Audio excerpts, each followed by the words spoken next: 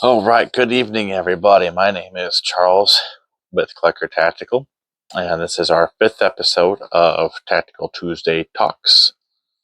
Tonight, we are going to be talking about weapon lights and flashlights. So, I want to get out my handheld here first. First, talk about handhelds. This is a Streamlight ProTac handheld. I have had a few of Streamlights, and I prefer them. You can get anything that you want for a handheld.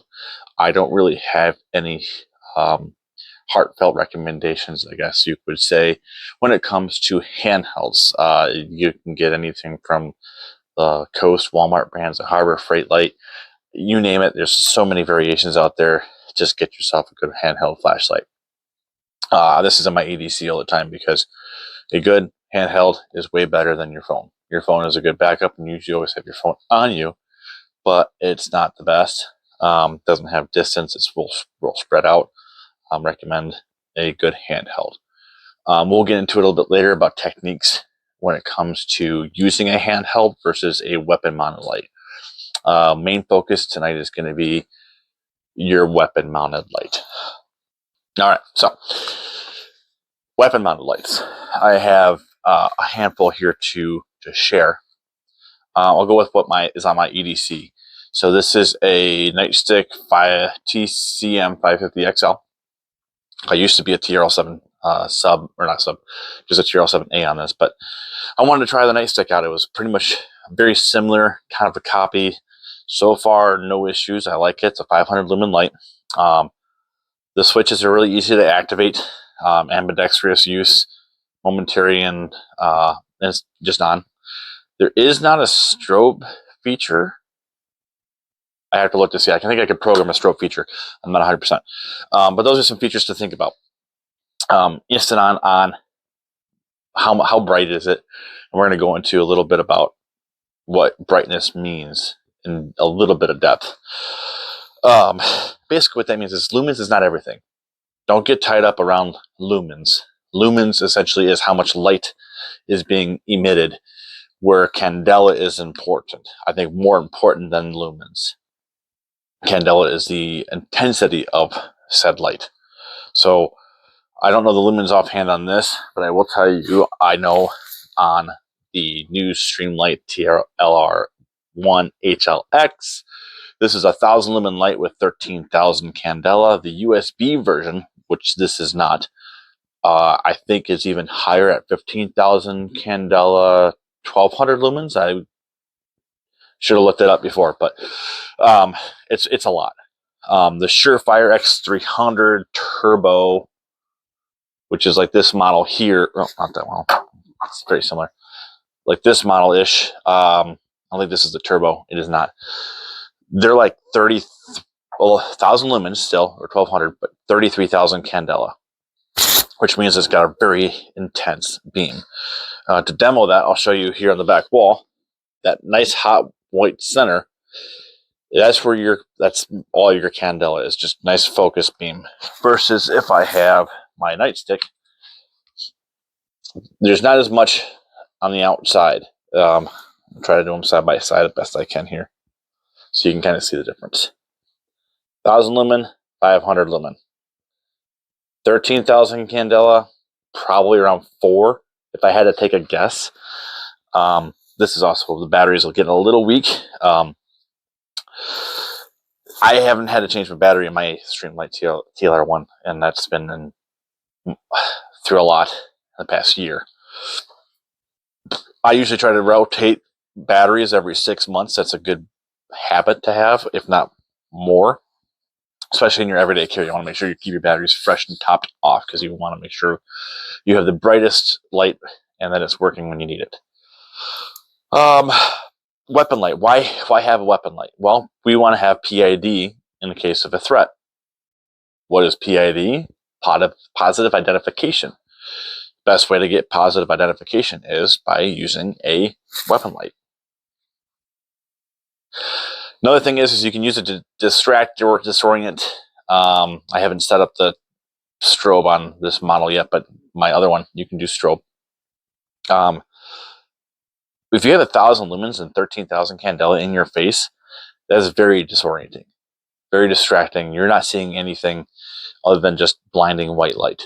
If you have a low lumen light like the TLR6, or some of the other smaller lights that are only like 100 lumens, you can see, but you're not going to disorient and disrupt the threat.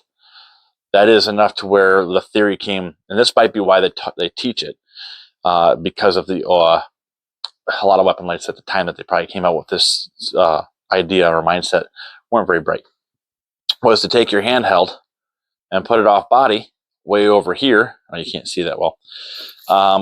To give the illusion that you're over here, and then you can engage your threat one-handed in front of you. That might work if it's no loom outside, like zero, it's dark, and you put your flashlight out there.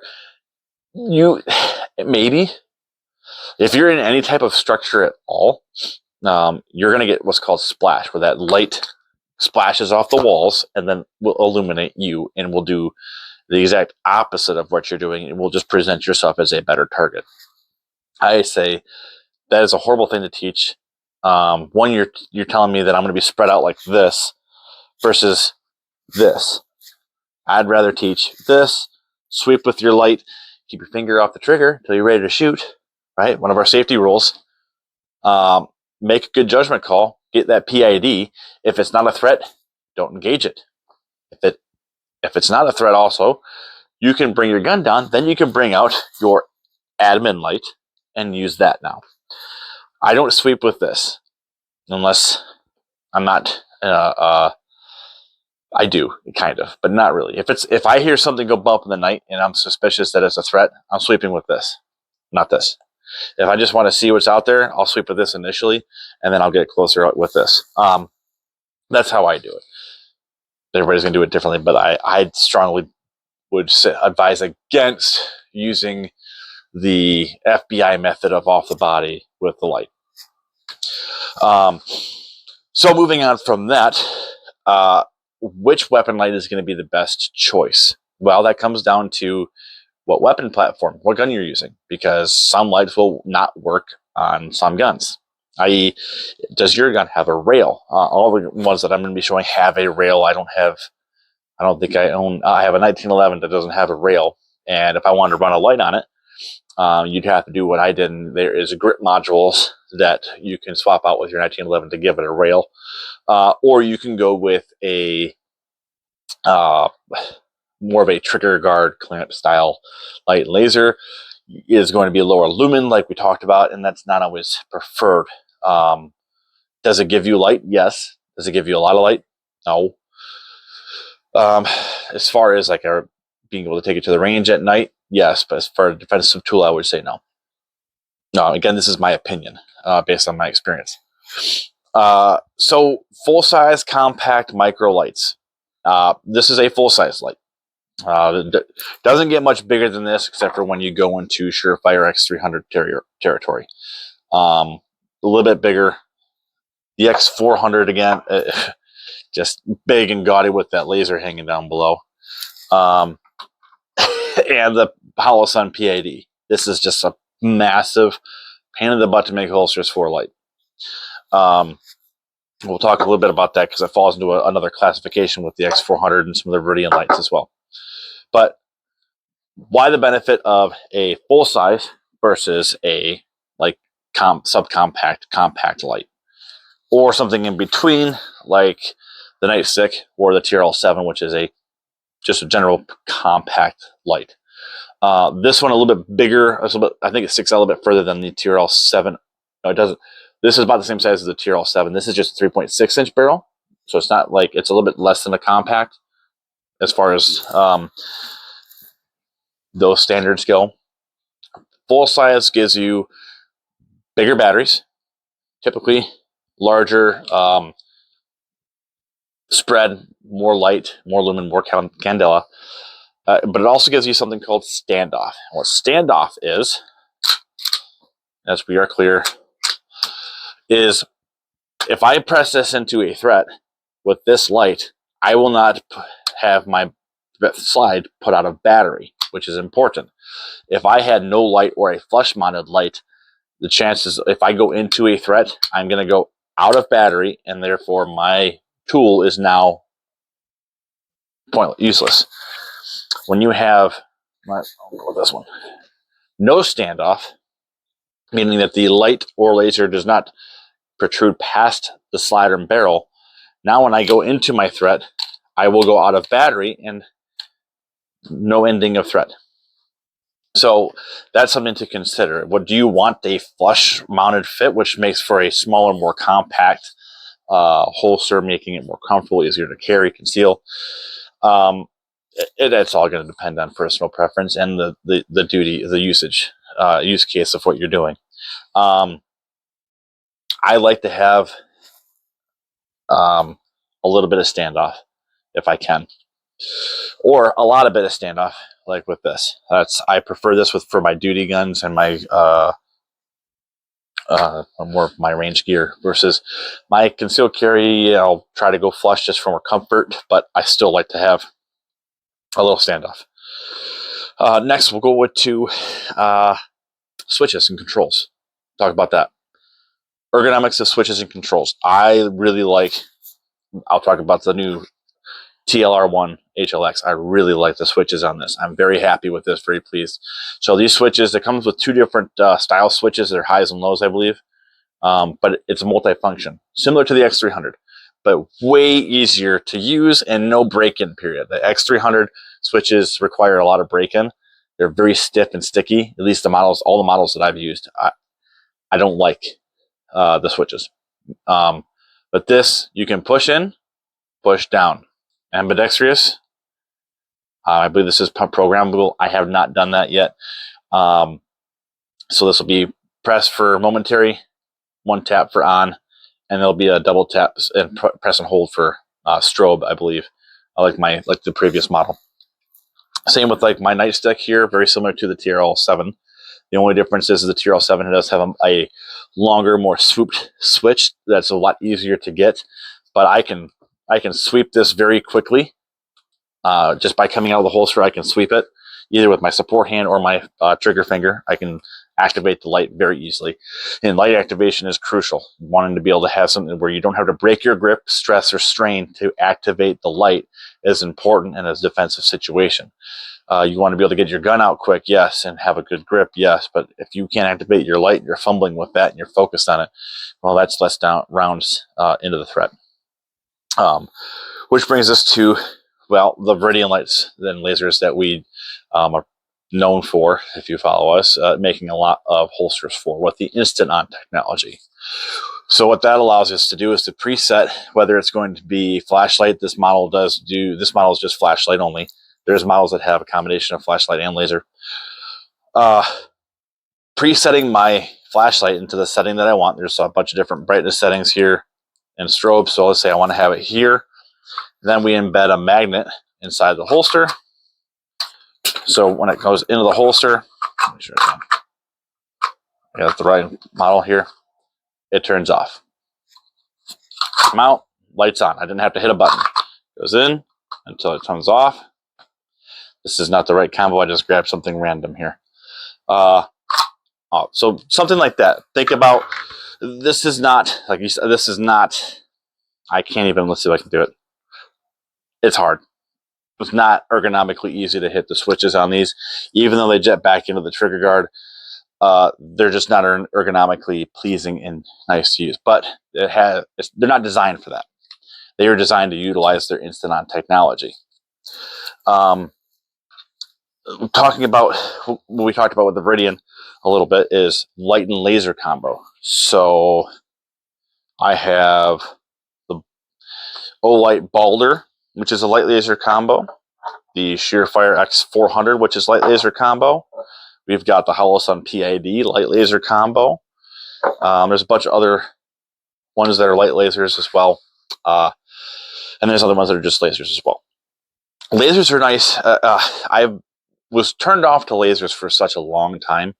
I thought they were stupid. I didn't like them. I just didn't. Now I've come to the realization that a laser for when I have my kids, I'm holding my kids and I have to draw and I'm going to be one-handed, I can just put laser on target, deal with threat. I don't have to worry about aiming or anything one-handed, especially when I've got my kids or anything else large in my hands that I can't put down to get a good two-handed grip. If it's getting bad, lasers are good. You can just put laser on target and you're good to go. It's user preference. Use what's best for you. Remember that lasers have a big offset, and what I mean by that is a varying point of aim, point of impact at distance. If you zero a laser at like 10 feet, which is going to be your typical like threat for inside, 10 feet's pretty good to zero a laser at. Know that at 5 feet to 15 or 20 feet, the point of impact and where that laser actually impacts the target will be different by quite a bit. So if I have it zeroed for 10 and the target's at 20 feet, I'm going to be quite a bit different. There's a big difference. Like as far as like zeroed here at 10, and it could be like here, which is still within your zone, but keep that in mind.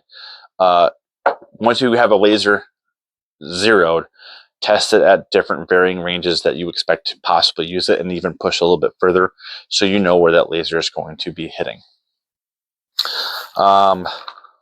So full size versus compact, light and laser, features like strobe, high-low, settings like that. Lumens versus candela. Your like I think we already said, switches, ease of operation, battery access. So battery access is kind of an important thing. So everyone knows that the good old Olight is magnetic. Viridian is magnetic. So these are internal lithium batteries. They are not removable. They are just magnetically rechargeable, or sometimes they're just USB, depending on the make and model. My TLR1, the new one, has battery access without having to take the whole light off now, which is a nice feature. Wish they didn't have such a big gaudy throw lever, but whatever. The Streamlight TLR7, this nightstick, unscrew your light cap, change your battery out.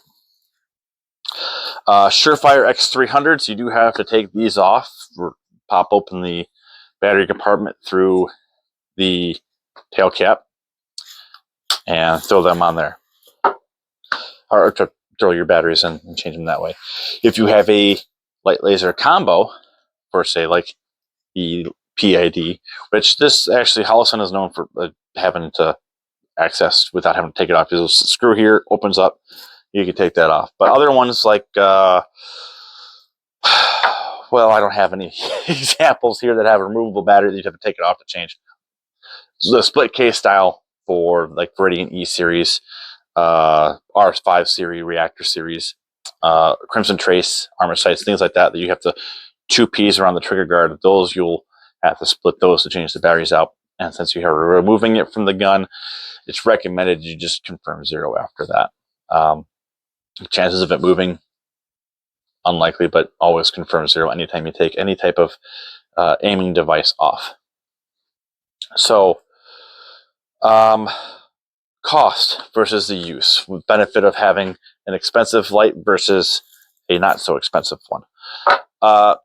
If you buy something super cheap like Amazon Special, think about reliability. How long is it going to last? How bright is it really going to be? Is it going to be as bright as advertised? If they say it's 1,000 lumens and 10,000 candela, is it really putting that out there? And if it does, how long will it actually last? I keep omitting that. I have my Streamlight TLR1. I paid like $135 for it on Amazon, and it's been through heat cycles with making holsters. It's been through thousands and thousands of rounds on different guns, been dropped, beat up, and banged up, and the thing's still as bright as can be and turns on every time, and I've no issues with it. Will an Olight hold up to that? I don't know. I've never wanted to actually put one on my gun that long enough to actually test it, but there's people that say that they're fine. Surefire is known for being reliable, but do I want to spend $340 or so on an X300? I think that's a steal to get one at that price. Maybe $250. I don't know. They might have come down. Or this is the new model, and it's 165, almost $200 for the, or it might be just over 200 for the USB. This smaller Streamlights, the compacts are like 170. You're gonna spend money for good. Money buys nice things. It's funny how that works. But if you buy a cheap $20 Amazon light, you're not going to have holster compatibility because holster makers, I'm even a custom holster maker and I do some custom stuff. I will say no to those gaudy old off-brand lights. And I talked to somebody at a gun show who sold them. I said, yeah, if you sell anybody a light off your table, don't recommend they come to me for a holster because I'm going to tell them no. And he's like, yeah, I've been told that before. What he told people, and I agreed, is that his lasers and lights that he sells that are like the off-brand cheap Chinese-made ones are good for bedside home defense guns. I'll have to agree with him there. They're good for that purpose where they're not typically going to be in a holster all the time. So there's if you want to save some money, sure. But when your flashlight doesn't work, your weapon light doesn't work for you when you need it, I told you so. So we do offer lights and lasers, and I try to be as fair as possible on price. If you want to combine it with a holster, you can contact me, and I usually will put it together a package for a better deal. I'll either do my best to match. I can't match Amazon when it comes to Streamlights. Sorry. I've even talked to a Streamlight rep, and most people will tell you that Amazon will beat them on price. Not sure why or how, but they do. We talked about size, lumen candela, handheld, blah, blah. Okay. I think I covered everything in my notes about tonight's episode on weapon lights. And I hope that gives you some insight as to what options are going to be best for you, how to make your decision on that light in particular, which one you think is going to work. I have multiples. I mean, I'm a holster maker. I've got 65 or more different lights and lasers. I only brought out like 7 of them. I have a lot, and I do rotate them out as far as what I use. I have my favorites, but I do rotate them out and try them out so that way I can actually give a positive or an accurate description of what I think about that particular light and laser. The Viridian, for example, the C5L, I'm going to be using the next IDPA night shoot that I do, because I'm going to utilize that instant on feature to allow me to have a quicker draw where I don't have to worry about activating my light. I can just come out and I'm going to cheat a little bit. I'm going to use the light and laser. So I don't have to aim either. I'm just going to put laser on target, and that way I can get the most hit points value for the match. We'll see how that goes. If I shoot better than my last match. But hopefully that helps. If you have any questions, comments, concerns, don't want to tell me what you carry on your carry gun and your weapon light or your handheld, go ahead and put it in the comment section below, and this and we'll talk about if you made a good choice or not, and if you got something nice or if you got something that's just interesting. There's always some new products coming out with lights and lasers, and some of them they're just waiting to come into the shop.